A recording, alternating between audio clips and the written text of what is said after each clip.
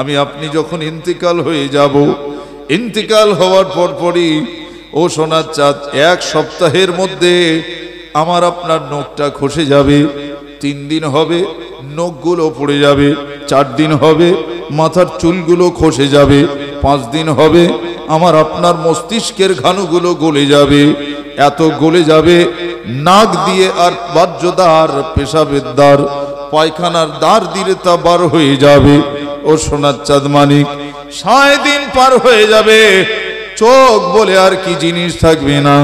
7 দিন যখন পার হয়ে যাবে, গোটা বটির গোশত আর হাড়হাড্ডি থাকবে না। এমন করে যখন আমি আপনি মাটির সঙ্গে মিশে যাব, বলেন এই মানুষটা হওয়া ভালো নাকি যার জীবনে লোম খসবে না, নখ খসে পড়বে না, যার জীবনে চুল খসে যাবে না, যার জীবনে জবানো খসে যাবে না, চোখ সেভাবেই থাকবে। কবরে যাওয়ার পর কিয়ামতের দিনে আপনি যেভাবে কবরে শুয়েছেন ওইভাবেই কিয়ামতের ময়দানে উঠবেন।